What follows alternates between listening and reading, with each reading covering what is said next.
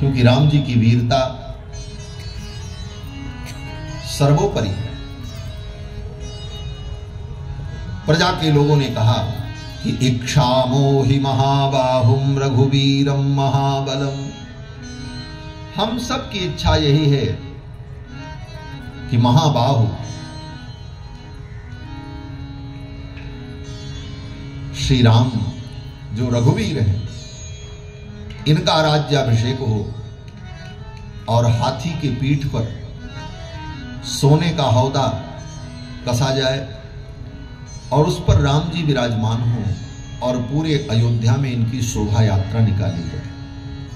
इक्षामो हि महाबाहुम रघुवीरम महाबलम गजेन महतायांतम रामम छत्रावृताननम।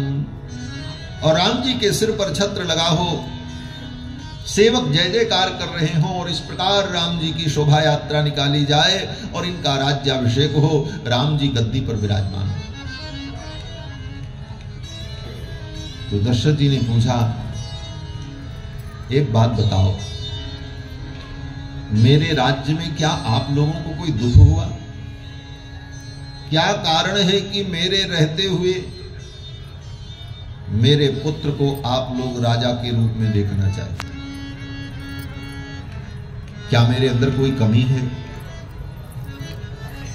तो प्रजा के लोगों ने कहा, महाराज कमी तो आप में नहीं है, आपकी कमी हम कैसे कहें?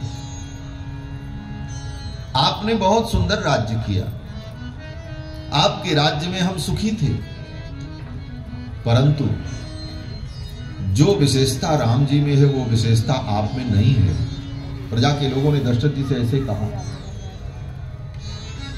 जो विशेषता राम जी में है वो आप में नहीं है। दशरथ जी ने कहा, मेरे में वो विशेषता नहीं है। प्रजा के लोगों ने कहा, महाराज आप में नहीं है और आपके बाप में भी नहीं थी। भीतर से दशरथ जी बड़े प्रसन्न हुए। क्यों प्रसन्न हुए? बोले अपने पुत्र की महिमा को सुनकर। बोले पुत्र की महिमा के सामने उनकी महिमा को कम बता दिया प्रजा के लोगों ने। दशरथ जी को तो नाराज होना चाहिए था। बोले आप नहीं जानते हो, ये भारतीय परंपरा है। हमारी भारतीय संस्कृति में पिता और गुरु इन दोनों की यही इच्छा होती है कि मेरा पुत्र, मेरा शिष्य इतना महान हो, इतना विद्वान हो कि अपने गुणों के द्वारा, अपने विशेषताओं के द्वारा जिस दिन मुझे पराजित कर देगा उस दिन मुझे सबसे बड़ी प्रसन्नता है। ये भारत का गुरुत्व है।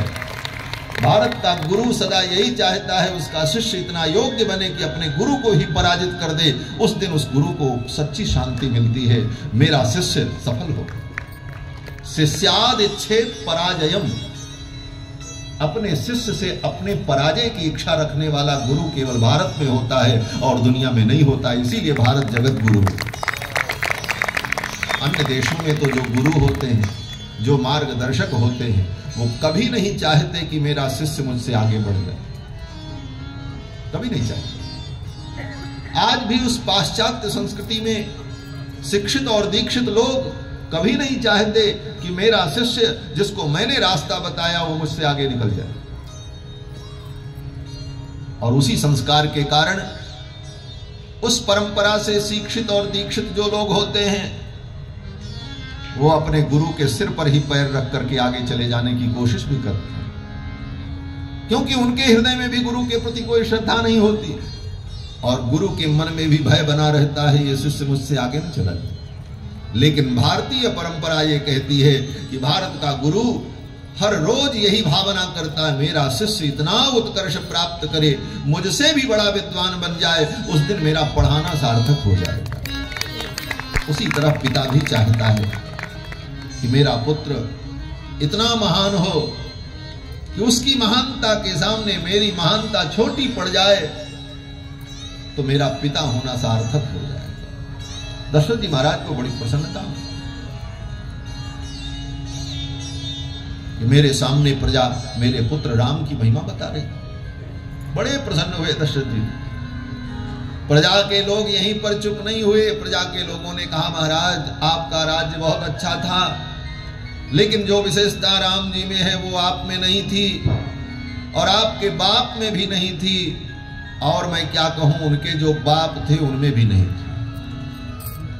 और इतने पर ही प्रजा नहीं रुकी। प्रजा ने कहा, महाराज जो विशेषता राम जी में है वो विशेषता न आप में, न आपके बाप में, न उनके बाप में, न उनके बाप में, और मैं क्या कहूं, ये पूरे इक्ष्वाकु वंश में किसी में वो विशेषता नहीं जो विशेषता राम जी में। ये प्रजा के लोगों ने कहा। आप कहोगे ये केवल बाप बाप जोड़ करके हमने महिमा बताने के लिए कह दिया, ये सब प्रमाण है। क्या प्रमाण है? बोले वाल्मीकि रामायण में प्रजा के लोग कहते हैं, इक्ष्वाकुभ्योऽपि सर्वेभ्यो, बस इसी में सारा अर्थ आ गया। इक्ष्वाकुभ्योऽपि सर्वेभ्यो, प्रजा के लोगों ने कहा आपके इस इक्ष्वाकु वंश में जितने राजा हुए, इक्ष्वाकुभ्योऽपि सर्वेभ्यो यतिरिक्तो विशाम पते, उन सब से विशिष्ट भगवान श्री राम है, रघुनंदन है, इनके समान आज तक कोई हुआ नहीं। इसीलिए आज भी हम राम राज्य की परिकल्पना, राम का राज्य सर्वोत्तम राज्य, और ये राम का राज्य दो प्रकार का है, एक बाह्य एक आभ्यंतर।